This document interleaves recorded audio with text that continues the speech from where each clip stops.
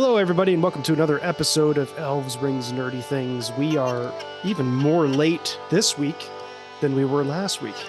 I was hosting an out-of-country friend, and I wanted to show her as good a time as possible in the United States.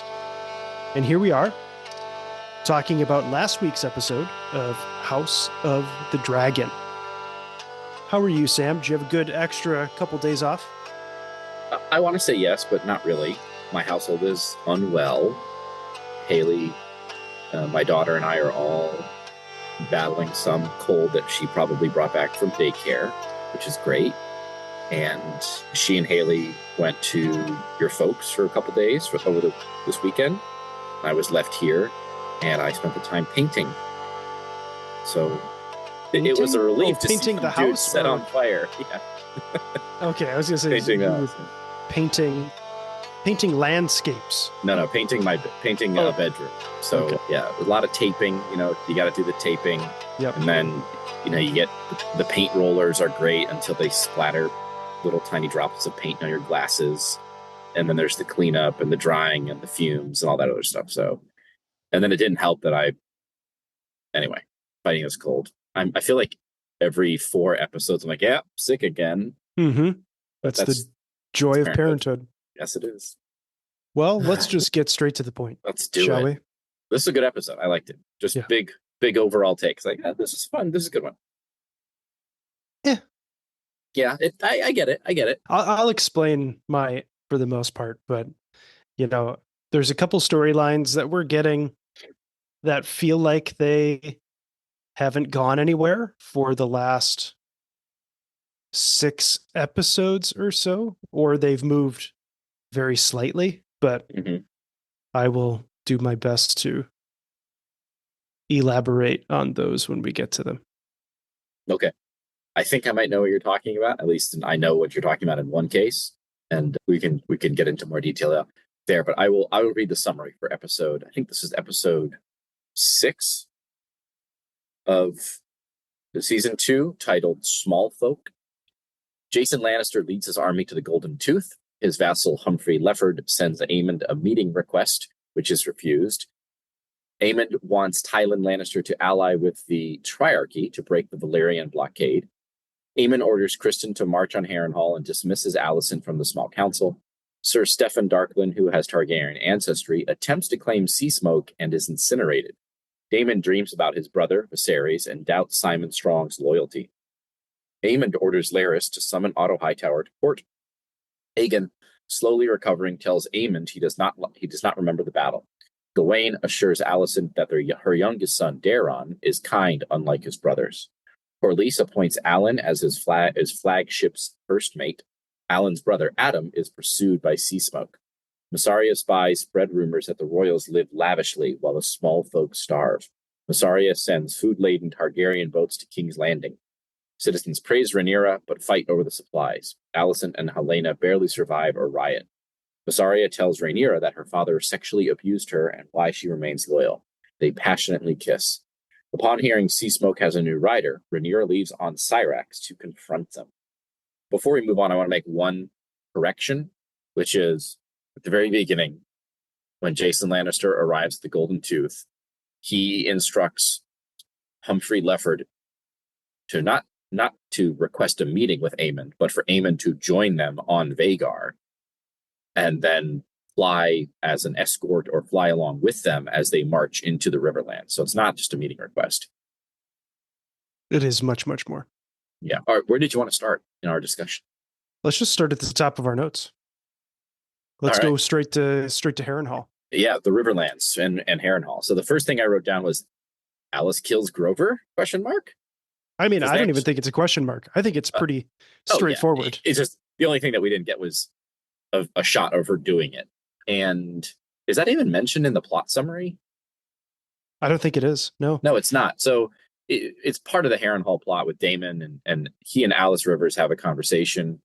And she says something cryptic like, wait 3 days and the winds will change or something. And then the next big news that we get in this area is that, Grover Tully, the Lord Paramount, is dead. His grandson is in his place. And at least in Daemon's mind, that situation was the biggest block on getting the rest of the houses of the Riverlands rallied and raising their banners and fighting as his army. And I think Simon Strong kind of makes that point that as long as the Tullys sit on the sidelines, the other river lords will just fight amongst themselves or sit on their hands. So we'll see.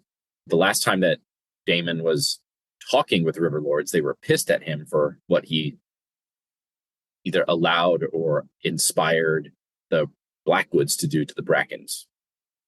Anyway, but all this was seemingly facilitated by Alice, giving Grover the old push over the side. Mm-hmm. And this is exactly what he wanted Grover's grandson to do. But I don't know. I feel like it could still backfire. They've already led us to believe that all of these different houses in the Riverlands are pissed at Daemon. Mm-hmm. And then all of a sudden, 3 days later, Grover Tully dies. And they're not going to start to draw connections between Daemon and that. I don't know. It seems a little... Did you watch the preview of the next episode? No. There was one scene with people gathered at Harrenhall, and I think it was a river lord. There's a woman that we saw in the prior episode in that like midnight confrontation, and she says something like the old ways demand justice, which is I mean, maybe that's about Lord Tully being murdered, or it's just about generally the things that have happened in the Riverlands so far. I kind of think, and this is maybe related to your other point about Daemon, which we'll get to momentarily. I kind of think this is related to Daemon's arc, this episode. You had a specific thought about Daemon.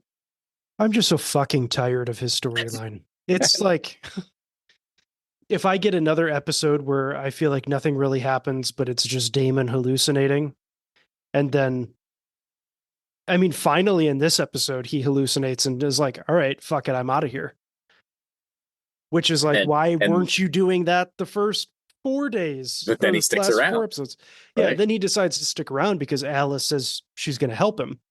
But I don't know. I'm just getting I'm so over that storyline for the most part. I think it benefits from being spread out among the episodes, but I wonder if it would also work as like a bottle episode. Because this is kind of what I'm sensing. He's getting these visions and he's revisiting these important conversations that has happened in his life. So in this episode, we get him reliving the real confrontation with Viserys following the death of Emma Arryn and is it Balon was the son who died in childbirth? The daughter? In episode 1 of season 1. Viserys and Emma's child dies. So Daemon is reliving the confrontation during which he was disinherited by Viserys and banished back to Runestone.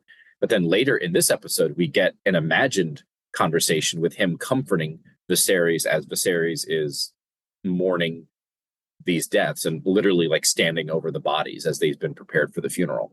And so I wonder if one of the things that Daemon needs in his character arc for this season is to reach a point of closure with his brother so that he can shed that resentment and those negative feelings, and then like maybe, if not fully come back to Rhaenyra, at least stop being such a jerk. And maybe this would be part of it. So I was thinking to myself, and it's him winning the Riverlands will be tangled up in this. Like he needed to shed his guilt over Viserys in order to engage with the River Lords in a way that achieves the outcome that he wants. And maybe there'll be some sort of penitence that needs to happen there. But it's just taking too long. It's taking too long, which is why I was kind of thinking, what if it was just like a bottle episode? Yeah, I was just about to say that. If they would have taken even like a half an episode, because each one of these scenes only lasts 6 minutes, 7 minutes tops. And then that's all we get of Daemon and like each episode. Yeah. So show me that arc over a longer period of time in terms of me sitting and just watching the show, and show me that in like one half of an episode. Give me 45 minutes straight or 30 minutes straight of just Daemon's story. And then I feel like I wouldn't be so pissed every time Daemon comes on and it's him just reliving his shit. No, this is I was thinking the same thing. Like, yeah, maybe not a full episode, but definitely like the middle chunk of an episode where it can be bookended with like what's the threat to the Riverlands. Like maybe we see the beginning of the Lannister post, and then the end of the episode after Daemon has concluded his arc and rallied the River Lords. Then we see like, oh, the Lannisters are marching, and there's even a hint that like Aemond and Vhagar are going to come down. And we know in the next episode these forces are going to come together. Daemon having rallied the River Lords, overcome his own issues, and ready to recommit himself to the fight.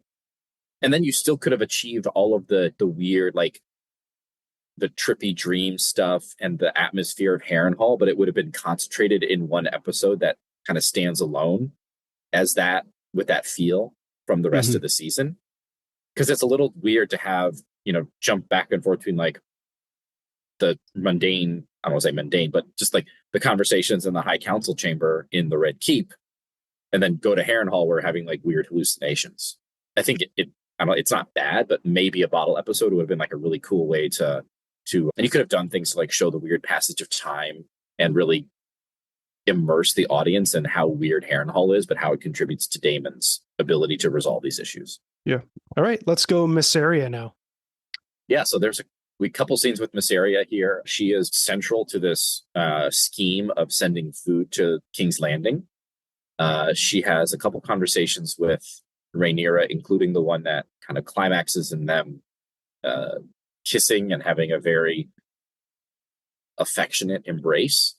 And when she was talking about her sexual abuse and then how her father basically left her for dead after seemingly cutting her throat, but also cutting her uterus or something, I was reminded very specifically of Varys, the eunuch from Game of Thrones, who similarly suffered pretty horrific injuries, was, in his own words, left to die, and then refused to. And I think Mysaria says something similar. And they're both obviously in these positions of being spy masters. And it's not new that there are parallels between House of the Dragon and Game of Thrones, or between Fire and Blood and A Song of Ice and Fire.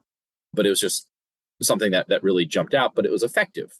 And I like those parallels. And I think there's also some other parallels between the character of Larys and Tyrion, where they're talking about, your mind is a weapon and people are going to underestimate you because of your physical appearance or your physical capabilities. And that's what Larys is telling Aegon as Aegon is sitting in his sickbed. But it's also similar to what Tyrion would say to, somebody like Jon Snow, where it's like, my mind is a weapon. I need books like your sword needs its whetstone.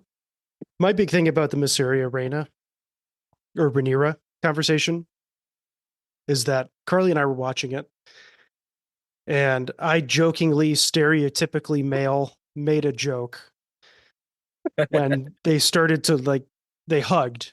It was before they kissed. So they're hugging, and I jokingly was going, kiss, kiss, kiss, kiss. And then they ended up kissing, and I was like, oh, yeah, I was right. I was trying to joke, but yeah, it turns out I was right. So that happened, but I don't know. We had talked before we started recording how it was nice to... Real quick, it reminded me of like a season 1 episode of Family Guy. You know what I'm talking? Have you seen this where Peter? Oh yeah. Goes to like the women's retreat and is like, okay, that's good. Yeah, no smell her hair. Yeah. So anyway, we were saying before we started recording that this was a very nice moment because it was a very wholesome moment between two characters, like really connecting on a spiritual level. I don't know. It wasn't like most of the other relationships that we see in Game of Thrones that are based off of power or lust. This was like, it didn't feel like that. So that was very nice. My other thing about Mysaria is that she's the one who's kind of taken the lead on delivering food to King's Landing. And I foresee that going incredibly wrong, because we've seen that as like a story or a plot, a use of plot in different stories of a starving town. Food is given to them, but it's not enough, and then it just causes chaos. And we know that's kind of what Mysaria wants. She wants the town people to revolt against the leaders, but I don't foresee that working in the favor of Rhaenyra and the blacks. So that's my prediction for down the road. I don't know if that's going to be true or not, but we shall see. And we've already seen the violence start to come of all of them fighting over food. So I think it's only going to get worse and worse and worse.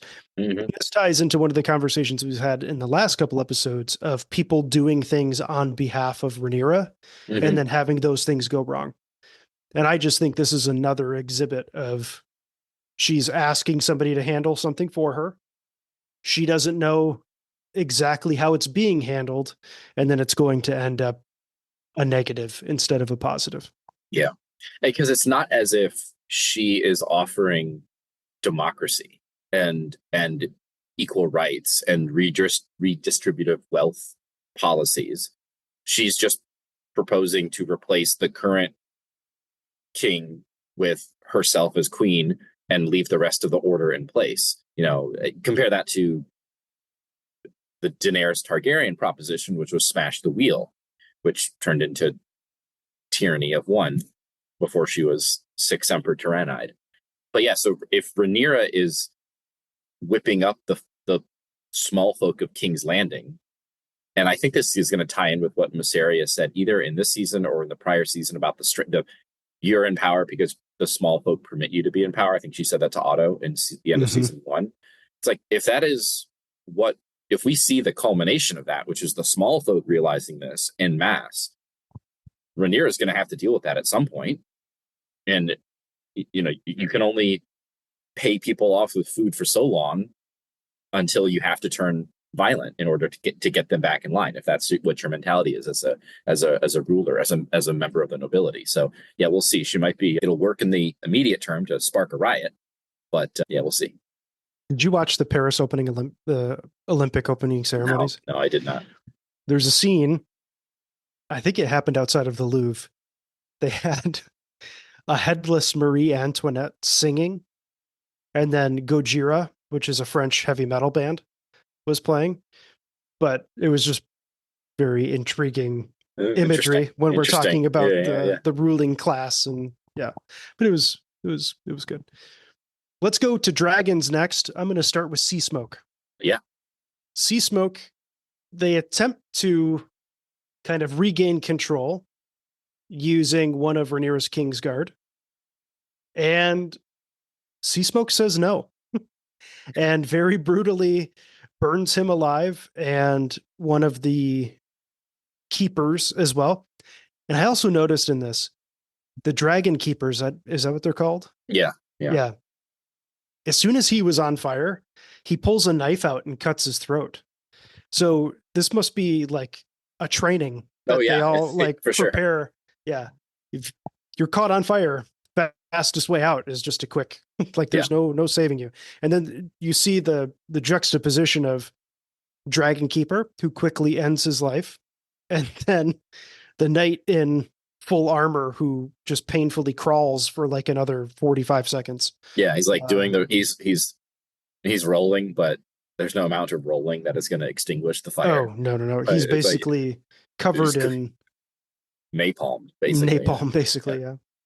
I also noticed the dragon keepers slitting their own throat, and a couple things jump out to me. One, I think that knife was obsidian, like a dragon glass knife. And the other thing, it reminded me as you were describing the scene. Have you seen Fury with Brad Pitt? Tank movie? There was a scene in that early on where one of the tanks is hit with like a Panzerfaust or something like that and disabled, and the tank like explodes, and the commander like jumps out of the tank, but he's like covered in oil and burning, and he shoots himself in the head. And so I wonder if that's just like if you're in those certain situations, you've thought about this. You've thought about it, and you're prepared to put yourself out of misery. Yeah. No, good reference. We got references all over. Family Guy, Fury. Well, Family Guy was an okay reference. Hey, that's a deep cut. All right. It is a deep cut. But my next side note for Sea Smoke says no to the first plan where the humans are trying to give Sea Smoke a new rider. Instead, Sea Smoke later in the episode goes out and seeks his own Mhm. rider. And that ends up being Adam of Hull. I just thought that was cool. And Yep. apparently, this is the first instance of a dragon choosing the rider and not the other way around. That easily could be the case. I don't recall any other instances from my reading of Fire and Blood, but I think it's unclear to what extent dragons are like willingly submit to being bonded versus there's some sort of fate entanglement type thing that leads to the bond. But this is definitely the first case I know of from my familiarity with George R. R. Martin's materials of a dragon intentionally seeking somebody out.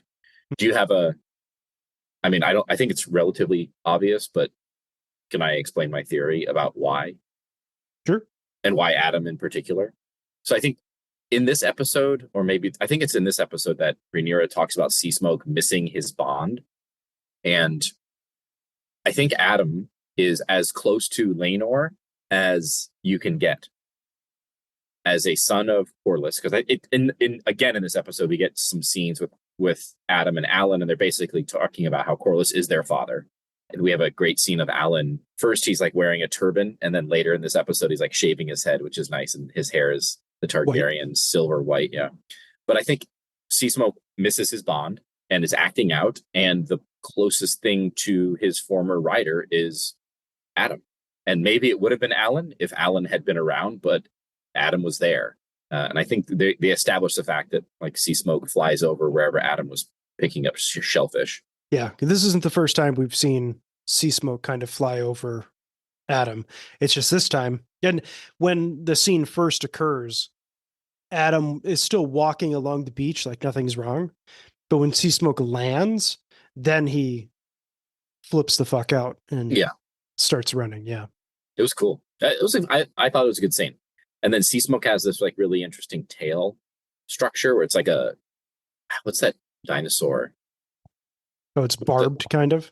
Yeah, it's like it's got like a barb, but it's not a protuberance. What would it be? It's kind of like an oval, like a seed shaped thing, but it's got some Like a barbs on it, spike ball. like a spike ball. Yeah, and I think Cyrax has something similar. So I wonder if they're related at all. Right on. Anyway, that was fun. And then we have some other dragon stuff as well. Yeah, let's get to that other dragon stuff. In the Vale, go for it. All right, so we've got Rhaena in the Vale taking Joffrey for a walk, and they come across, and she's kind of in her conversation with Joffrey, indicating that she's coming to terms with her role in this whole epic story, which is to be a babysitter, basically. But then they come across the charred remains of some sheep, and she later confronts Lady Arryn, who's like, "Yeah, there's a dragon. It's a large, formidable wild dragon." And we kind of get a hint that maybe Rhaena is going to have to revisit her decision to have a small part in the story. Mm-hmm. Now, in your notes, Yeah, you write seeds are coming together. yeah. What the fuck does that mean? So in the book, there is this idea of and I think they even say it in the show, maybe the dragon seeds, which are these Targaryen descendants who, as Jace says, were never in the ruling house.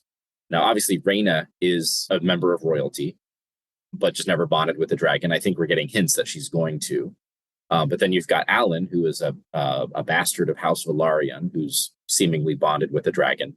And then they've gone out of their way to show us two other people who have the silver blonde hair, who are lowborn. And this is all part of this idea of the dragon seeds, which is how we get more dragons in the House of the Dragon.